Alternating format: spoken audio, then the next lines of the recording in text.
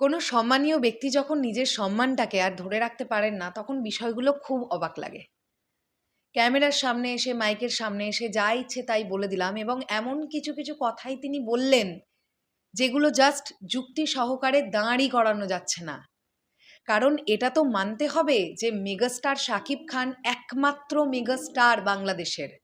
উনার অপোনেন্ট আর কেউ তৈরি হয়নি, এখনো পর্যন্ত হয়নি। কামিং 10-15 ইয়ার্সে হবে কিনা তা নিয়ে যথেষ্ট সন্দেহ আছে।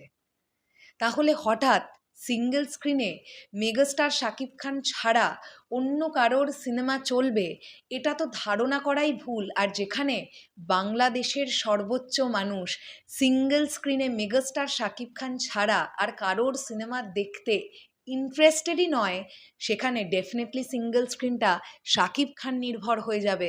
ব্যাপারটা এটাই তো হওয়া উচিত। হ্যালো আমার সাকিবিয়ান ভাইরা বোনেরা, চলে এলাম আরও একটা নতুন ভিডিও নিয়ে। আশা করছি তোমরা সকলে খুবই ভালো আছো।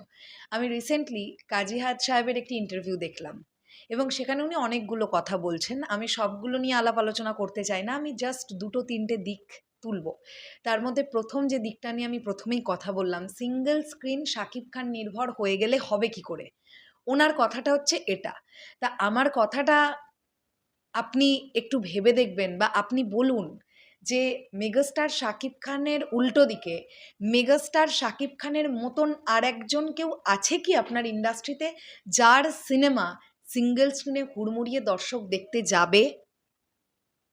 দর্শক তো অর্ধেকের ওপর দর্শক তো মেগাস্টার শাকিব খান ছাড়া আর কোনো নায়ক, কোনো অভিনেতার নামই জানে না। সেখানে আপনি বলছেন যে কেন শাকিব খান নির্ভর হয়ে যাবে। রিসেন্টলি ঈদ গেল, আমি মেনে নিলাম প্রিন্স সিনেমাটা সিঙ্গেল স্ক্রিন অনুযায়ী আন্ডার পারফর্ম করেছে। বাদবাকি এতগুলো সিনেমা ঈদে রিলিজ হলো, সেগুলোও তো ধারাবাহিকভাবে সিঙ্গেল স্ক্রিনে রিলিজ দেওয়া হচ্ছে। তা অডিয়েন্স দেখতে যাচ্ছে সেই সিনেমাগুলো, কত পার্সেন্ট অডিয়েন্স যাচ্ছে? যদি ঠিকঠাক পার্সেন্ট অডিয়েন্স সিনেমাগুলো দেখতে যেত, তাহলে সিঙ্গেল স্ক্রিনের বক্স অফিসটা প্রোডাকশন হাউসের তরফ থেকে আমাদেরকে জানানো হচ্ছে না কেন? তার মানে আমরা ধরে নিলাম যে খুব একটা অডিয়েন্স যাচ্ছে না সিঙ্গেল স্ক্রিনে এই সিনেমাগুলো দেখতে। তার মানে এখান থেকে কি বুঝতে হবে, সিঙ্গেল স্ক্রিনের অডিয়েন্স বাকি কারোর সিনেমা দেখবার জন্য ইন্টারেস্টেডই নয়। সিঙ্গেল স্ক্রিন মানে মেগাস্টার শাকিব খান। উনি ওই জায়গাটা 1 বছর 2 বছরে নয়, উনি তৈরি করেছেন ওই জায়গাটা। আপনার পরবর্তী পয়েন্ট, সিনেমায় যেন ভালো মেসেজ থাকে, মানে সিনেমা যেন শিক্ষামূলক হয়। তা সিনেমা হলটা কি সিনেমা হল, না ওটা বিদ্যালয়? আমি বুঝতে পারছি না, না বিশ্ববিদ্যালয়?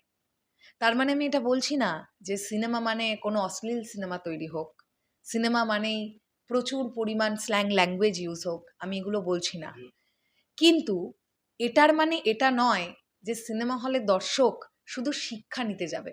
শিক্ষা যদি নিতে যেতেই হয়, কোনো শিক্ষা প্রতিষ্ঠানে যাবে তারা। সিনেমা হলে দর্শক এন্টারটেন করতে যায়, নিজেদেরকে বিনোদিত হতে যায়। ঠিক আছে? আর এখনকার সিনেমা বলি বা পূর্বেকার সিনেমা বলি, সিনেমা এমন একটা ব্যাপার যেটা সমাজের একটা প্রতিরূপ বা প্রতিচ্ছবি আমরা বলতে পারি। সমাজে যা যা ঘটছে সেটাকেই একটু লার্জার দ্যান লাইফে দেখাবার এই প্রসেসটাকেই সিনেমা বলে। ডিরেক্টররা সেটাই করবার চেষ্টা করছেন। হ্যাঁ, এখন যদি কোনো ডিরেক্টর মনে করে থাকেন যে অযথা আমি আমার সিনেমায় 10টা স্ল্যাং ল্যাঙ্গুয়েজ দিয়ে সিনেমাটাকে হিট করাবার চেষ্টা করছি, কি অযথা আমি ভায়োলেন্স দেখিয়ে দেখিয়ে সিনেমাটাকে হিট করিয়ে দেওয়ার চেষ্টা করছি, সেটা আলাদা ব্যাপার। বাট সিনেমার গল্পের প্রয়োজনে দর্শক বিনোদিত হতে গেলে যা যা দরকার, সেগুলো তো ডিরেক্টরকে করতেই হবে। আর দর্শক তো নিচ্ছেও সেই ছবি। আজকে যেমন বরবাদের মতন একটা সিনেমা দর্শক নিচ্ছে, ঠিক তেমনই উৎসবের মতন একটা সিনেমাও দর্শক নিচ্ছে, বনলতা এক্সপ্রেসের মতন একটা সিনেমাও কিন্তু দর্শক নিচ্ছে। কাজেই সিনেমা হতে হবে নানান জনরার, নানান ধরনের। সবই যদি প্যানপ্যানানি, ঘ্যানঘ্যানানি আর আরবান অডিয়েন্সের জন্য তৈরি হওয়া সিনেমা হয়ে যায় আপনার কথা অনুযায়ী, শিক্ষণীয় সিনেমা, তাহলে তো সিঙ্গেল স্ক্রিনের হল মালিকগুলো না খেতে পেয়ে মরে যাবে। সিঙ্গেল স্ক্রিনগুলো আর একটাও বাঁচবে না। আর গ্রামগঞ্জে বা মফস্বলের যে সকল দর্শকরা আছে, তারা আর সিনেমাই দেখতে পারবে না। কারণ তারা কিন্তু ওই প্যানপ্যানানি, ঘ্যানঘ্যানানি, অথবা যদি এভাবে বলি, আপনার কথা অনুযায়ী শিক্ষিত সিনেমাগুলো দেখতে চায় না। দু রকমের অডিয়েন্স আছে, আরবান অডিয়েন্স আছে, মাস পিপল আছে। দুটো অডিয়েন্সের জন্যই সিনেমা তৈরি করতে হবে। আপনি আরও একটা পয়েন্টে কথা বলেছেন, টেকনিশিয়ানস কেন বাইরে থেকে কাজ করে, বাইরের দেশের টেকনিশিয়ানস কেন কাজ করে।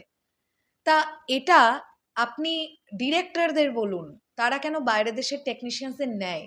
আপনার দেশে কমপ্লিটলি 100% একটা সিনেমার আউটপুট দিতে পারবে এমন টেকনিশিয়ানস কি রেডি আছে?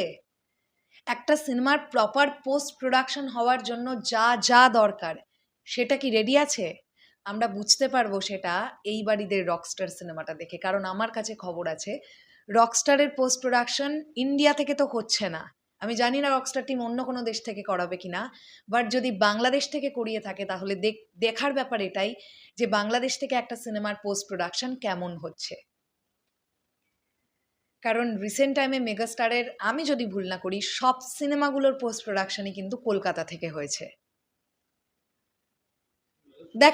দেখা যাক এক্স্যাক্টলি কি হয়। হ্যাঁ, তো এই বিষয়গুলো নিয়ে কথা ক্যামেরার সামনে এসে বলা মানে অযথা নিজের সম্মানহানি করা। আলটিমেটলি মেগাস্টার শাকিব খানকে জেলাস করে বলেন কিনা জানি না, বাট এটাই সত্যি যে ওনার ক্রেজটা এখন আকাশ ছোঁয়া। আপনি বললেই কি আর না বললেই কি, সিঙ্গেল স্ক্রিনের অডিয়েন্স মেগাস্টার শাকিব খান ছাড়া আর কারোর ছবি দেখে না। শেষ করলাম ভিডিওটা, আসছি আবার খুব শিগগিরই। তাহলে এখনের জন্যে টাটা।